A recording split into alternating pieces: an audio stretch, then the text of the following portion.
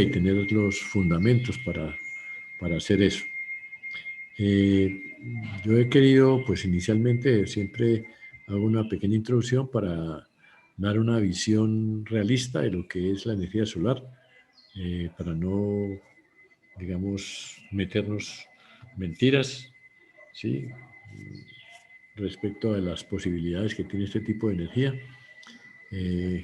Y no quiere decir esto que la energía solar no sea una solución, es la solución del futuro, pero hay que tener entonces presente las limitaciones que ella tiene para podernos sobreponer a esas limitaciones. Entonces, para ver eso, podemos decir que pues la energía solar, habíamos hablado, la energía solar pues es una energía que pues la fuente de energía está a 150 millones de kilómetros, ¿sí? Entonces, por esa razón, pues esa cantidad total de energía que sale del Sol, pues a nivel de la Tierra, pues ya se vuelve mucho menos densa. O sea, se reparte en una cantidad de área del volumen de la esfera que se pueda construir alrededor del Sol hasta llegar a la Tierra. Y entonces ya cuando llegamos por aquí, pues esta distancia aquí es mínima con respecto a estos 150 millones de kilómetros, entonces podemos decir que esto es prácticamente un punto para estos 150 millones de kilómetros. Podemos decir que la densidad de la energía aquí ya es bastante baja. Entonces se dice que esa densidad de energía es más o menos, está alrededor, se llama la constante solar constant, es más o menos alrededor de 1358 vatios por metro cuadrado. Pero producto de pues de que en la atmósfera, ustedes saben que hay gases, hay vapor de agua, hay CO2, bueno, hay más cosas ahí. Entonces, pues la expectativa de que en una superficie equivalente a nivel de la Tierra, pues lo que llegue pues sería mucho menos que 1358. Y aquí llegan 1358 más menos. Este más menos lo digo porque es que la Tierra no está siempre a la misma distancia. Estos 150 millones de kilómetros no son constantes, porque ustedes saben que la Tierra gira en una órbita elíptica. Entonces, si está el Sol y la Tierra está aquí, unas veces está más cerca y otras veces está más lejos. Entonces, ese hecho de que estén más cerca o más lejos hace que cambie un poquito la densidad, esa densidad de radiación.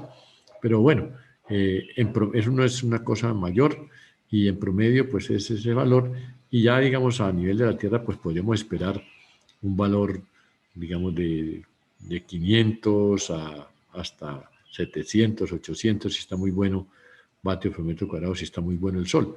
Cuando hay nubes o cuando estamos de noche, pues una nube, pues podemos recibir 20 o 40 vatios por metro cuadrado nada más, que es prácticamente despreciable. Ya cuando hay buen sol, entonces podemos recibir unos valores como esto. Además, ustedes saben que el movimiento de rotación de la Tierra hace que si nosotros tenemos una superficie fija, esta superficie es fija en la Tierra, pues no persigue los rayos solares efectivamente, y entonces esos valores se disminuirán, no porque el Sol no esté radiando bien, sino porque la inclinación hace que la cantidad efectiva que ellas reciban sea menor. Eso lo estudiaremos, ¿sí? Lo estudiaremos a su debido tiempo, el efecto de la geometría, o sea, el efecto de cómo, de la rotación de la Tierra, de la traslación de la Tierra, de la localización del sitio donde nosotros estamos, lo estudiaremos a su debido tiempo, pero para esto vamos a suponer que para estos análisis que vamos a hacer inicialmente, que como les digo, tienen por objetivo dar una visión realista, ¿sí? Una visión realista de la expectativa que podemos tener con respecto a la energía solar. Consideramos que pues, estamos en una situación de máxima captación, o sea que estamos persiguiendo el sol, o sea que la superficie está siempre persiguiendo el sol, de manera que los rayos lleguen normales, ¿sí? Y entonces, para dar esa visión realista, pues se puede hacer a través de el análisis de dos ejemplitos sencillos, dos ejemplos sencillos que nos pueden a nosotros ilustrar sobre las expectativas que podemos nosotros cubrir con la energía solar. Un ejemplo de eso es un ejemplo de tipo térmico, ¿sí? Y otro ejemplo es de tipo fotovoltaico. La idea, como les digo, es sin hacer mucha precisión, sino saltándonos una cantidad de análisis, ¿sí? ¿Sí? Suponiendo que la geometría, ¿sí? Y la cantidad de energía no la estamos analizando, cuando ese es el objetivo de este tema que estamos hablando, es que aprendamos a mirar cómo afecta la geometría, el movimiento solar, el movimiento de la Tierra, ¿sí? Cómo afecta la recepción de la radiación. Vamos a eso, digamos, a ponerlo entre comillas inicialmente, y solamente vamos a suponer que recibiéramos la máxima cantidad de energía, y sobre esa máxima cantidad de energía, ¿qué podríamos hacer desde el punto de vista térmico y desde el punto de vista fotovoltaico? Como le digo, en dos ejemplos muy de la situación, de las situaciones de día a día que nosotros vivimos. Bueno, para hacernos, como le digo, la idea de qué podemos esperar de la energía solar. Entonces, el primer ejemplo que vamos a analizar es un ejemplo de térmico, donde vamos a suponer nosotros que quisiéramos utilizar un colector solar térmico, cuya función sería calentar el agua, calentar un flujo de agua desde una temperatura, digamos, de entrada, por ahí unos 20, 18 grados o 20 grados, y llevarla hasta una temperatura de salida, digamos, del orden de un valor que sea adecuado para que nosotros, en forma directa, así como como lo hacemos en la casa con nuestro calentador de agua de paso directo, ¿sí? Tenemos en nuestra casa un calentador que nos coge el agua y nos la entrega a una temperatura, digamos, adecuada para que nosotros nos podamos bañar. Pues nosotros nos bañamos muy fresquitos. Si hemos recibido, si el agua ha recibido en este equipo, ha recibido el suficiente flujo de calor para que se caliente de esa temperatura de entrada hasta esa temperatura de salida, en la cantidad de masa necesaria, de flujo másico necesario, y durante el tiempo necesario para que la persona que se está bañando pues cumpla su labor. Vamos a considerar entonces pues una situación bastante, digamos, promedia. No vamos a hablar de las personas que van al baño y duran enjabonadas toda una hora y el agua saliendo y todo, sino un baño normalito, ¿sí? Un poquito más bueno que un baño de gato, ¿sí? Donde nos estamos consumiendo la energía, el agua estrictamente necesaria para poder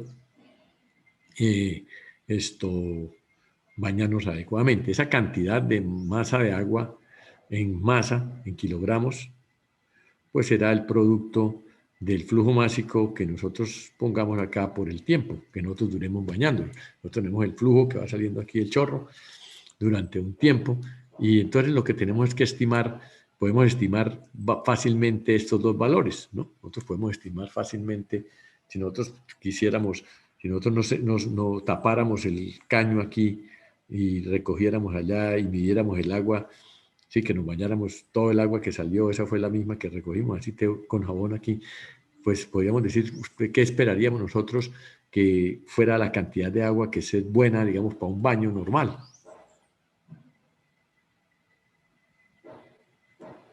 ¿Qué dirían ustedes? Profe, por ahí unos 8 litros. Puede ser, o sea, 8 litros me parece, digamos, relativamente poco. O sea, yo he hecho las cuentas y he hecho las estas con un baño, como le digo, un poquito mejor que el de un gato. Yo pienso que más o menos por ahí alrededor del doble de eso. 8 litros es bastante. De pronto sí, se puede. Yo no digo que nadie se pueda bañar con 8 litros. Si uno los 8 litros los recoge en una olla y se echa chapotados, pues sí. Pero así cuando está en el agua, saliendo de la ducha, yo digo que alrededor de unos 15 litros puede ser bueno, más o menos. 5 galones, profesor. Sí, 5 galones son por 3,78, 5, eso da más o menos eso, ¿no? 5 galones, cada galón tiene 3,78, 5 litros, 5 por 3, 15. Bueno, digamos un poquito menos que eso. 15 litros podría ser. Ahora, con respecto al tiempo, ¿cuánto tiempo, digamos, podría ser a esta rata, ¿sí? Una con otra, ¿no? No es que sea uno con otro, porque podemos cerrar la llave un poquito, contando el tiempo efectivo donde salen este flujo, ¿cuánto tiempo, digamos, podríamos esperar también que sea un baño normal? Unos 3 minutos. Unos 3 minutos, me parece bien. 3 minutos es un tiempo adecuado. Entonces, 15 litros en 3 minutos nos daría un flujo másico de pasar a dividir este T aquí, nos daría un flujo de tanto. No importa, nosotros lo que vamos a hacer es que, digamos, durante esos 3 minutos, si lo hacemos uno a uno, o sea, la pregunta es que el área del colector, esta área del colector debe ser suficientemente grande para que reemplace el calentador de agua y no haya necesidad de almacenamiento, simplemente que nosotros calentemos el agua desde 18 hasta una temperatura, digamos cuánto, o sea, una temperatura, también volvemos a ser ecológicos, volvemos a hacer que no nos vamos a quemar, no nos vamos a tampoco a que la temperatura del agua sea lo suficientemente alta, sino que más o menos sea viable para que nosotros nos bañemos lo mínimo. Una temperatura, digamos, de cuando. Acuérdense que, por ejemplo, nosotros tenemos una temperatura de cuerpo de 37 grados, entonces podríamos tener una temperatura de salida aquí un poquito menor que esa, ¿no? No necesariamente que sea 37, para que no haya choque térmico. Un choque térmico, digamos que la temperatura sea, digamos, 34, 33, 32 grados, podría ser bueno, digamos. Y esto siendo, digamos, fíjense ustedes que sí estoy siendo bastante conservativo. ¿Sí? De todos modos dirán algunos, bueno, con 32 todavía siento un choque térmico. Pero bueno, pero no es tanto como si usted se bañara directamente con 18. ¿Sí? Entonces, esa sí sería un choque térmico bravo. Entonces, la pregunta es que esto debe aportar la misma cantidad de energía que se consumieron para calentar los 15 litros de agua, desde la temperatura de 18 hasta la temperatura de 32. Entonces, la solución de este problema sería basado en la ecuación fundamental de que la energía requerida, ¿sí? Requerida para calentar el agua sea igual a la energía aportada por el colector, ¿sí? Aportada por el colector. Entonces, ¿cuánto vale la energía requerida? Pues la energía requerida, en kilojoules, energía requerida, pues será igual a la masa en kilogramos, la masa de agua, esta, multiplicada por el calor específico del agua, o la diferencia de temperaturas entre la temperatura 2 menos la temperatura 1. Y esto daría kilojoules, o kilojoules de energía. Entonces, para el caso serían, pongamos que la densidad del agua es 1 a 1, o sea, que un litro pese 1 kilogramo. ¿Sí? Entonces 15 litros serían equivalentes a 15 kilogramos. ¿Sí? Eso es, el agua tiene una densidad más o menos de un poquito menos aquí en Bucaramanga. Entonces, pero para no ponernos 0,98, ¿no? Digamos que 1, para no hacer multiplicaciones raras, entonces decimos, gastamos 15 kilogramos de agua por 4,18 kilojoules por cada kilogramo grado centígrado, por la diferencia entre 32 menos 18, pues nos dará una energía requerida. Esa energía requerida entonces debe ser igual a la energía aportada. La energía aportada. Entonces, ¿cuánto vale la energía aportada por el colector? La energía aportada por el colector será igual a la densidad de energía que está llegando aquí, por fuera del colector, ¿sí? Digamos esa densidad, digamos densidad de energía, sigma, sigma no podemos esa palabra, porque esa es la constante de Stefan Boltzmann, para no confundirla. Digamos pongamos un Q radiante promedio en vatios por metro cuadrado que está llegando, Q radiante. Entonces la energía aportada será el Q radiante, los vatios por metro cuadrado, el Q radiante, multiplicado por el área, esta área que esperamos nosotros, ¿sí?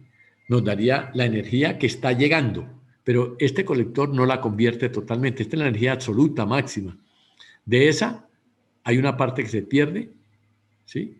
Hay una parte que se pierde, y entonces al perderse pues hablamos de la eficiencia de conversión, una eficiencia del colector. Entonces la verdadera energía aportada será este flujo de energía que nosotros que capta el colector, ¿sí?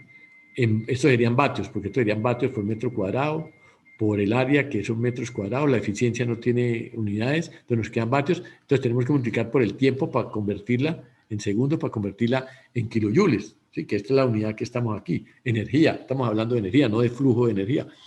Entonces el tiempo ya lo sabemos que son 3 minutos, entonces esto quedaría, para ser conservativos, digamos, ya vimos que el Sol aquí tiene 1353, digamos que siendo un poco laxos, podemos decir que aquí tenemos un promedio de 500, digamos, estamos bañándonos al mediodía, no por la mañanita, 500 vatios por metro cuadrado, o sea, 0,5 kilovatios por metro cuadrado, por el área del colector, por la eficiencia. Entonces la eficiencia de este sería una eficiencia de tipo, digamos, 0,35. Las eficiencias de estos aparatos no es que sean muy buenas. Después veremos, cuando calculemos colectores, veremos por qué razón son así tan relativamente bajas, inclusive pueden ser negativas, peores todavía, multiplicado por el tiempo, que son 3 minutos, por 60 segundos, que haría el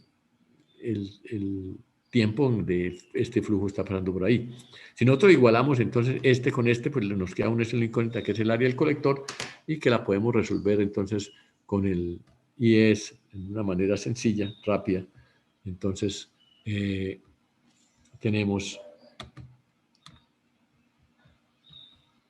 el otro ejemplo que vamos a mirar, a abrir el otro, capacidad térmica solar, que es el que estamos hablando, ¿sí? Entonces, es el mismo caso, ¿no? Volumen de 15 litros, densidad 1, desde 32 hasta 18. La energía requerida, pues, es la masa del agua, los 15 litros por 1, que son 15 kilogramos, por 4, 18, por T2 menos T1. La energía aportada por el colector es el Q sub S, por la eficiencia, por el área, por el tiempo, suponiendo que Q sub S es 0, Q radiante es 0,5, la eficiencia del 35%, un tiempo de 3 minutos. Entonces, con eso calcularíamos la A sub D.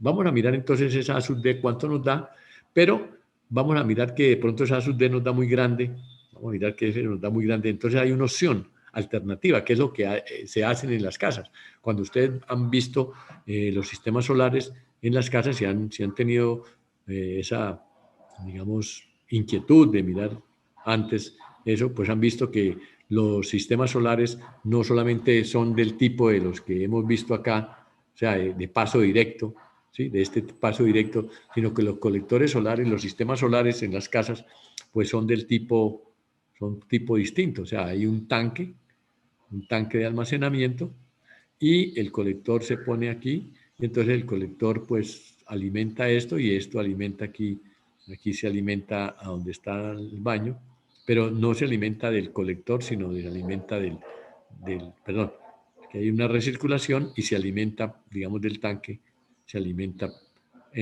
después de que hemos almacenado energía. Entonces, ¿qué quiere decir almacenar energía? Almacenar energía quiere decir que nosotros no estamos utilizando el colector todos los 3 minutos, sino que posiblemente el día anterior gastamos las 8 horas del día, o sea, 8 horas por 3.600 segundos, guardando toda la energía del día, del sol, para después al otro día levantarnos muy tempranitos a las 6 de la mañana, porque si nos la ganan, ¿sí? Si nos levantamos un poquito más tarde y la familia se ha bañado con el mismo tanque, pues ya se acabó el agua caliente y entonces nos toca bañarnos nuevamente con agua fría. Entonces, hacemos esta situación de almacenar energía. Entonces, quiere decir que esa energía almacenada pues no corresponde a la energía de 3 minutos, sino a la energía de 8 horas por 3600 con la misma rata. Claro que cuando nosotros empezamos a almacenar, esta temperatura ya no será 18 todo el tiempo, sino empezará a ser 18, 19, 20, 21.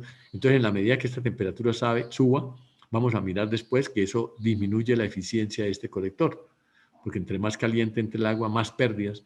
Entonces, al disminuir, pues vamos a poner una eficiencia global del proceso un poquito menor, que se verá reflejada en la eficiencia del caso donde tenemos almacenamiento. Entonces, volviendo al caso del programa, decimos la opción de almacenar energía el día anterior. Entonces decimos la energía almacenada, en ese caso sería el mismo QS, y ya suponemos que todo el día está bueno, que tampoco es tan cierto.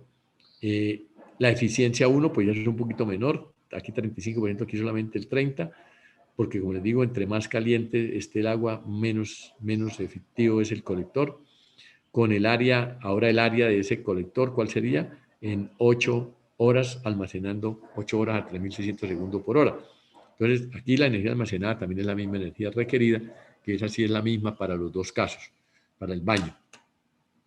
Resolviendo eso, pues no resolver, encontramos entonces, y esto es ser uno, pues, bien laxo en los cálculos, entonces nos daría esta situación. Diríamos que las dos respuestas que nos interesan son el área requerida, si nosotros hacemos un paso directa, o sea, en el caso de que solamente tengamos no almacenamiento, y el área con almacenamiento sería esta. Entonces, aquí vemos que si tenemos almacenamiento, podríamos con 20 metros cuadrados, podríamos, si se cumple esa disponibilidad solar, podríamos cubrir las necesidades, pero si queremos hacer paso directo necesitamos 27 metros cuadrados. Aquí es donde está entonces el mensaje que yo les quiero dar, en el sentido de que el sol no es que no sea bueno. El sol tiene baja densidad, pero esa baja densidad puede ser sobrepuesta, esa debilidad que tiene el sol puede ser sobrepuesta si nosotros hacemos almacenamiento.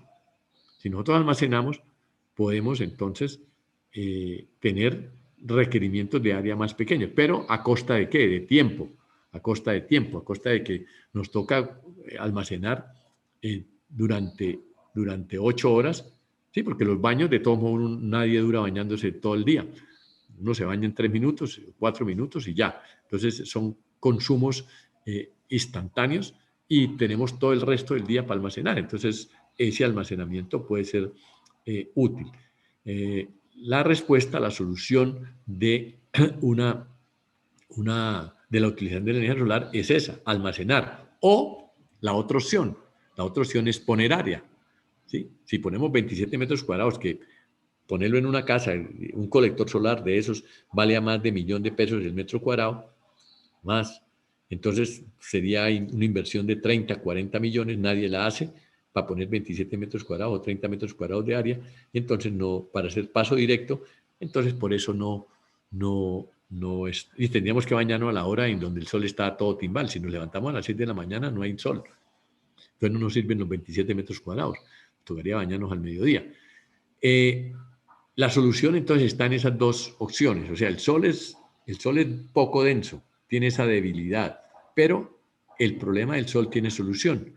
La solución es o poner área o aguantarnos en tiempo, o sea, almacenar, ¿sí? Hacer almacenamiento. Y eso es lo que pues, es el mensaje que les quiero daros, y lo que se está haciendo, de que todos los sistemas térmicos, por ejemplo, tienen almacenamiento, y todos los sistemas fotovoltaicos, ustedes ven que lo que están construyendo son granjas solares. La palabra granja solar se utiliza para decir que en vez de hacer un cultivo en un terreno, ese terreno se utiliza para sembrar colectores, ponen colectores y colectores en un área grande, y entonces ponemos área y obtenemos entonces la posibilidad de tener los niveles de energía suficientes para cualquier solución, pero a punta de granjas solares, o sea, grandes áreas. Esa es la primera el primer ejemplito, donde ustedes pues podemos ver que efectivamente el sol, el efecto de la poca densidad del sol nos lleva a estas circunstancias. Este 27 metros cuadrados son los que yo les digo que nos hacen ir a la realidad. ¿Sí? Nadie nos da una visión realista de lo que es la energía solar, para que no hagan expectativas, digamos, decir, de la gente de que le diga, no, es que ponga un colector solar y usted va a tener agua caliente para bañarse todos los que quiera, solamente con ir a poner, ponga un colectorcito allá de 1 metro cuadrado y ya se pueden bañar todos en la casa. No, eso no pueden esperar eso, no pueden esperar eso, ¿sí? Para que usted tenga eso, tendría que poner mucha área, si quiere hacer inmediato. El otro ejemplo que quiero que analicemos, ¿sí? Es un ejemplo el otro ejemplo es un ejemplo que tiene que ver con la conversión eléctrica directamente, o sea, una utilización fotovoltaica, donde nosotros pongamos unos paneles solares, unos conectores solares, ¿sí? Y esos colectores solares nos servirían para alimentar directamente también un auto eléctrico. Ahora que se están popularizando no solamente la energía fotovoltaica, sino que además sea gratis, y los autos eléctricos que son poco contaminantes. Ahora tenemos carros eléctricos, pero los podemos alimentar también de solar, pero también lo podemos alimentar de la energía eléctrica producida por una planta térmica, ¿sí? Traer la energía de la planta de Termopaipa o Termoflores, que son plantas térmicas, o de las plantas hidroeléctricas. De todos modos, es otra alternativa para alimentar los autos eléctricos. Entonces, la idea es, bueno, ¿y cuántos metros cuadrados de área de colector necesitaríamos nosotros para alimentar un auto eléctrico? De manera directa también, o sea, sin pasar por almacenamiento, sino que nosotros tuviéramos un carro eléctrico, ¿sí? Un carro eléctrico, o sea, con un motor aquí eléctrico que moviera las ruedas y le pusiéramos aquí arriba un panel, ¿sí? Para que no tuviéramos que tener problemas de autonomía, sino que en lo que nosotros necesitamos andar es el auto, la radiación solar nos está suministrando directamente eso. Vamos a preguntar qué área de colector tendríamos que poner para un carro normal. Carrito normal. Entonces, yo hice el ejemplo sobre la base de que ese carro tuviera que recorrer 100 kilómetros. 100 kilómetros. Y lo comparé, pues la energía útil que ese carro consumiría en las ruedas, es lo que llaman la energía en las ruedas, pues sería igual a la que consumiría un carro que fuera de gasolina, ¿no? ¿Sí? Un carro de gasolina pues consume en las ruedas, no en el motor, sino en las ruedas, consumiría lo mismo, ¿sí? En los mismos 100 kilómetros consumiría lo mismo que consumiría si tenemos un motor de combustión aquí y tenemos un tanque de gasolina para alimentar ese motor. Aquí teníamos un panel solar para alimentar este motor eléctrico, aquí teníamos un tanque de gasolina para alimentar este motor de combustión.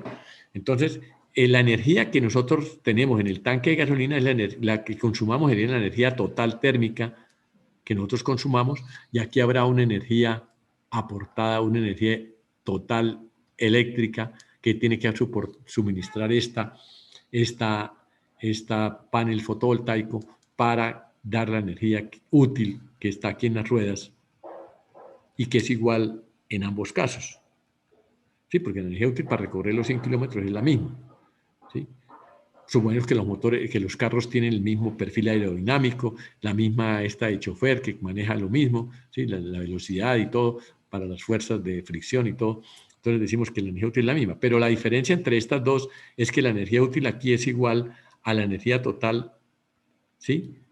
Térmica multiplicada por la eficiencia que tiene la conversión de energía de la gasolina en energía térmica. Aquí ustedes saben que se pierde un 33% en el agua en calentamiento del agua, en enfriamiento del motor, y otro 33% se va por el caño aquí, ¿sí?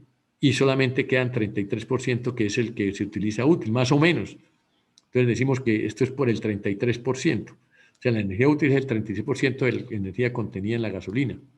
En cambio aquí esa energía útil, que son iguales, sería la energía total eléctrica, ¿sí? Pero con un rendimiento mucho más alto. O sea, los motores eléctricos tienen un rendimiento mucho más alto que los térmicos. Tienen un rendimiento, digamos, del 90%. Es la ventaja del motor eléctrico sumado, ¿sí?, al motor térmico. Los motores eléctricos tienen un rendimiento mucho más alto de conversión.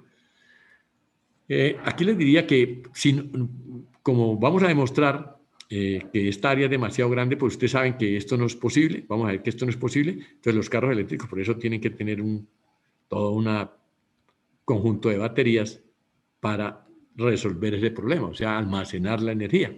Y esa energía pues sí la podemos tener de unos paneles grandes por allá en una granja solar donde traigamos esa energía y almacenemos la energía y luego sí seguimos y andamos los 100 kilómetros.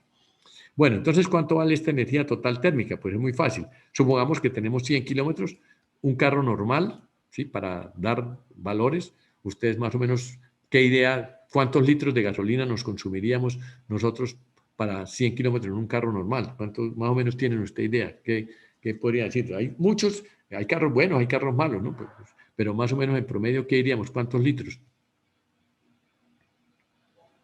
Un orden de magnitud. ¿De cuánto a cuánto? ¿Cuánto creen que se gasta? ¿Cuántos litros de 2 galones. 2 galones, sí, 2 galones de gasolina en 100, o sea, más o menos 2 galones por 3,78 sería como unos 7 litros. Yo digo que un carro, digamos, mejorcito, digamos que sean 5 litros, 5 litros de gasolina. O sea, 5 litros, pero la gasolina no pesa igual al agua, tiene una densidad de 0,7, entonces esas 5 litros de gasolina pesarían 5 por 7, 3,5 kilogramos. ¿Sí? Pesarían 3,20 kilogramos. Y el poder calórico de la gasolina, lo buscamos por allá en la termodinámica, es más o menos del orden de 45.000 kilojoules por cada kilogramo de... Entonces, la energía total térmica, si yo quemo 5 litros de gasolina, he convertido los 5 litros de gasolina en una energía total de 5 por 0,7 por 45.000 en kilojoules. Y eso, pues, se vuelve útil solamente el 33%. O sea, lo que se fue a las ruedas solamente fue el 33%, porque el otro, como les digo, se fue para el agua caliente, que se va con el aire, aquí cuando el ventilador, y el otro que se va por el caño aquí, que se pierde gases calientes saliendo por acá. Entonces, esa sería la energía útil. Entonces, este valor, pues, es igual a este, pero en kilojoules. Ahora, si nosotros queremos convertirlos en kilovatios hora, porque aquí la energía en la parte eléctrica se da es por kilovatios hora, entonces esto tendríamos que, para convertirlo en kilovatios hora, deberíamos dividirlo por 3.600, porque los kilojoules, ¿sí?, los kilojoules son iguales a kilovatios, ¿sí?, que son kilojoules por segundo, por 3.600 segundos, que es una hora, 3.600 segundos por hora. Entonces, el valor de estos segundos se cancela, entonces queda que los kilojoules hay que dividir por 3.600 para tener kilovatios hora convertidos a kilojoules. Bueno, entonces numéricamente los kilovatios hora son 3.600 veces más pequeños que los kilojoules. ¿Por qué digo esto? Porque ¿cuánto vale entonces la energía útil? La energía útil, ¿cuánto vale la energía útil que recibe la térmica, eléctricamente, la total? Pues esa vale, ¿sí? Vamos a suponer, sí, para no ser tan grande, o sea, ya sabemos que la densidad es poca, nos toca decir que este automóvil lo dejamos en la casa cerquita, no en el garaje, sino afuera de la casa donde tengamos, para que dure todo el día soleándose 8 horas del día anterior, o sea, un día. Y en ese día, pues, usted sabe que el sol, vamos a mirar más o menos el sol cuánto recibe en ese día. Entonces aquí tenemos un día completo, aquí hay horas, desde el amanecer hasta el anochecer, digamos, donde hay sol, no miramos la noche. Entonces el sol sale por la mañana y un día normal pues tendrá esta curva, ¿sí?, al mediodía más, eso es un día normal, pero habrá días que son distintos, ¿no? Habrá días que son así, todo el día nublado. Habrá días que son un poquito más a esta hora, sí, un poquito más, menos, sí, así. O sea, eso no importa el perfil, pero digamos, en el estudio de las energías solares se acostumbra a no mirar ni los días malos ni los días muy buenos, sino los días en promedio, o sea, un día con otro, mirando seguido cuánto recibe promedio diario un sitio en un mes. Eso es algo así, yo lo equivaldría a que usted pare una persona por allá en un semáforo, ¿sí? En un semáforo, se paran allá a coger plata, y entonces le pasa lo mismo. Hay días malos, hay días que la gente no les da, hay días buenos, pero él, digamos, al final del mes hace la cuenta y dice, en todo el mes recibí 600.000 pesos. ¿Sí? Eso es un buen sitio. Entonces, en promedio, uno con otro, hablamos de lo que es la energía diaria, ¿sí? O sea, la energía diaria por metro cuadrado que se recibe en un sitio. Eso lo que teníamos que hacer sería día a día hacer la integral, ¿sí? De esta potencia, porque esto es potencia. Esto son el calor, la potencia del calor radiante, que son vatios por metro cuadrado, que es potencia.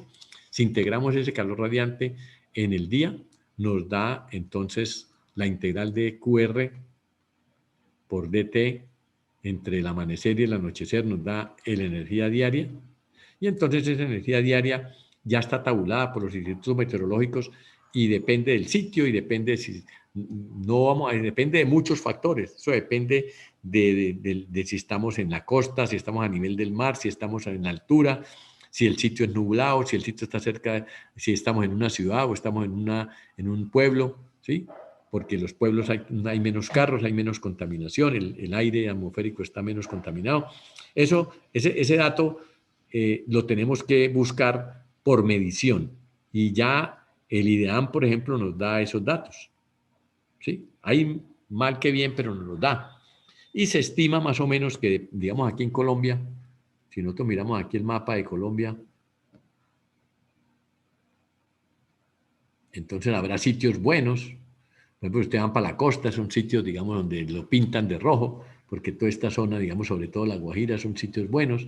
Digamos, Santander lo pintamos de verde, digamos, la radiación aquí es color verde, porque el nivel de aquí de radiación es por ahí, cuando hacemos esta cuenta, del orden de 6.5 kilovatios hora.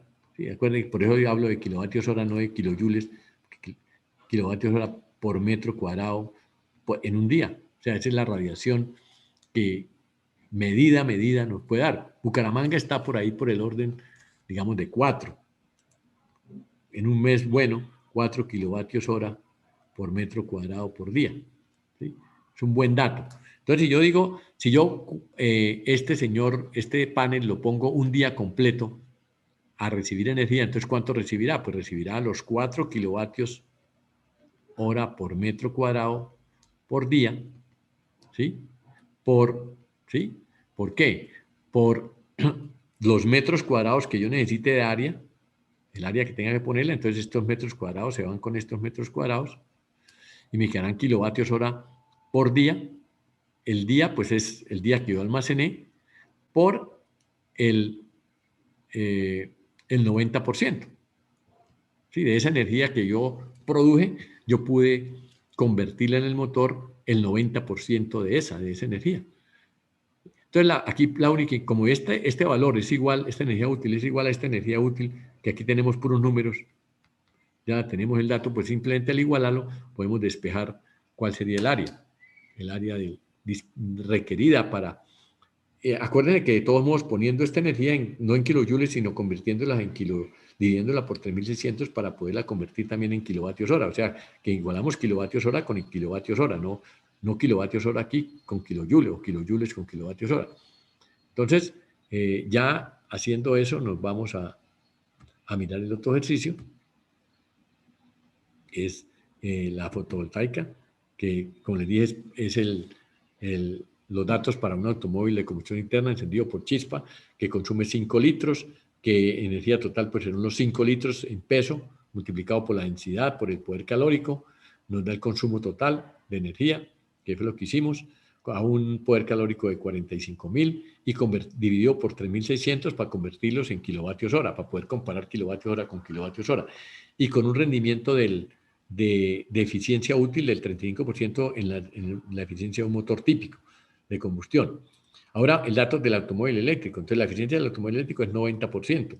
Y la energía útil eléctrica, que es igual a la energía útil necesaria acá, es la energía eléctrica total por la eficiencia eléctrica. Pero, digamos, supongamos que estamos en Bucaramanga, que da 4 kilovatios hora por metro cuadrado por día. Entonces, la energía eléctrica total recibida sería los 4 kilovatios hora por metro cuadrado por el área del panel, por la eficiencia. Y la eficiencia del panel, pues esa eficiencia sí es maluca.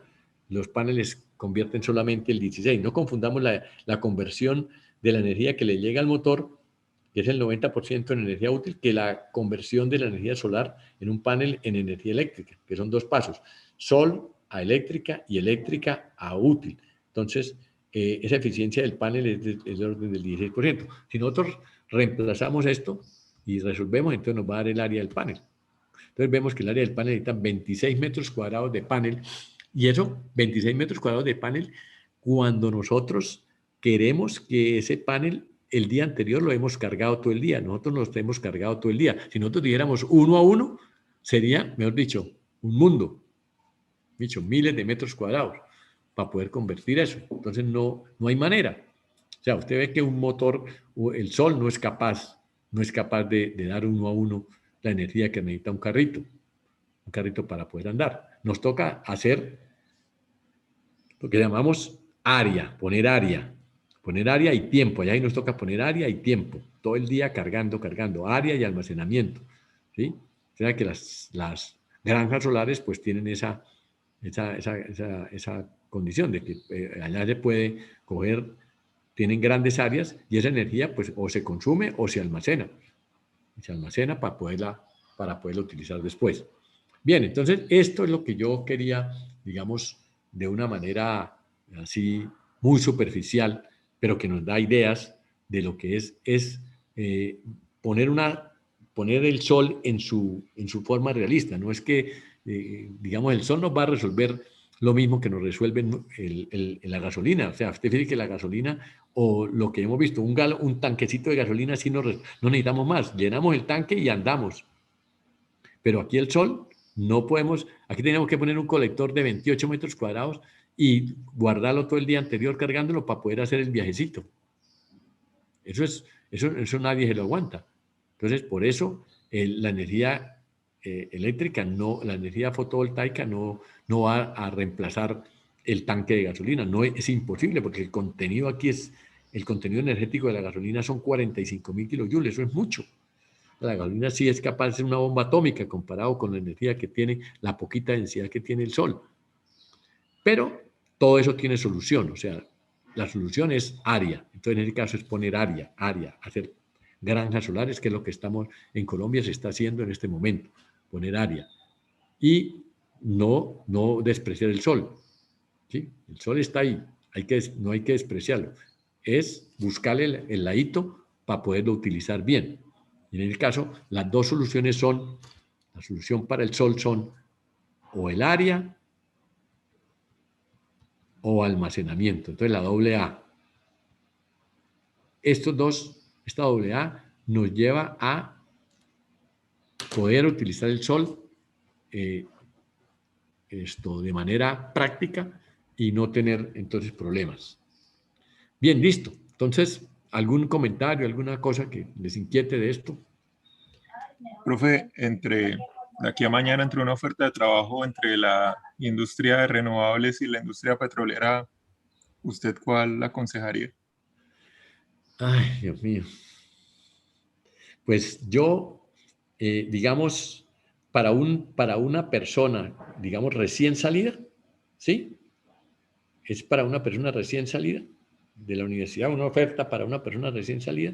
Sí, Pues sí. yo digo que, pues obviamente, el futuro está en la energía fotovoltaica, en energía alternativa, en las fuentes alternativas. Pero para una persona que está empezando, lo que le falta es, digamos, lo que yo llamo campo. Ustedes están el que está el que está en las aulas de clase, pues está aislado, está en el niño de la burbuja, estamos metidos en esa burbuja de allá de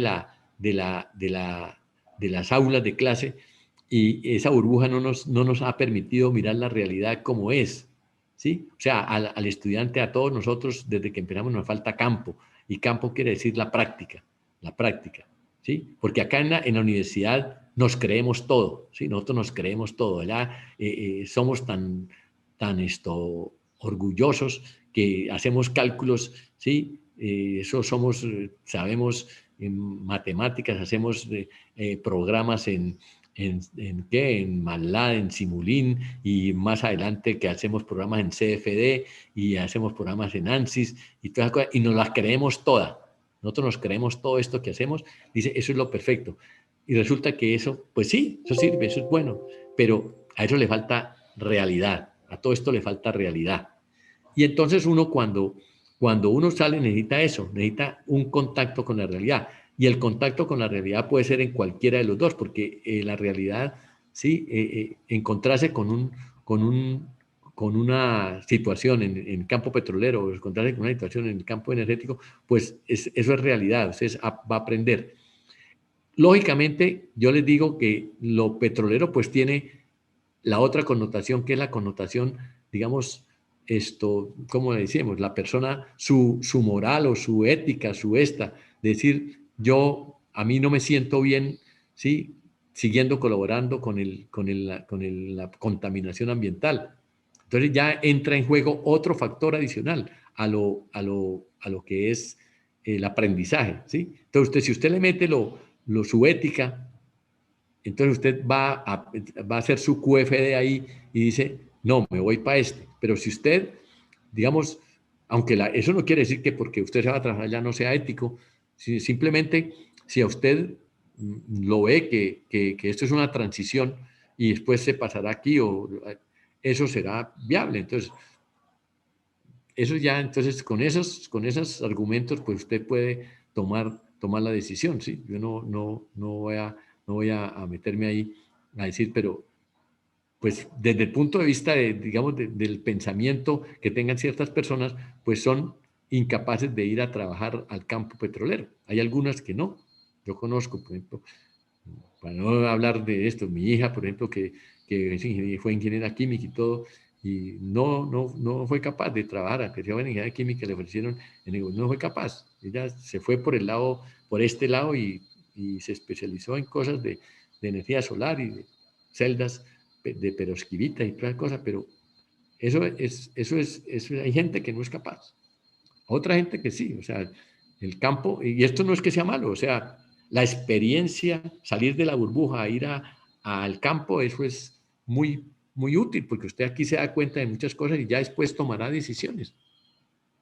Entonces, no sé, eso sí ya no lo ya cada persona puede tomar su decisión respecto de lo que él piense. ¿Sí? De lo que él piense. Bueno, ¿qué era lo otro? En lo que hemos estudiado hasta ahora, pues como les dije, yo no hice ningún cálculo. Yo dije, nada, que Q sub R era 0,5 kilovatios, ¿no? Pero ¿de dónde saqué ese dato? ¿De dónde saqué? ¿Acaso es que eso es así, eso saqué debajo de la manga? No, eso es solamente en un valor promedio. Pero para poder hacer ese 0,5 yo tengo que mirar dos cosas. Primero, cómo está la atmósfera. Y segundo, cómo coloqué el colector con respecto a esos rayos. Si el rayo viene así, si el rayo viene así, si el rayo viene así. Cómo está inclinado el rayo con respecto a la superficie.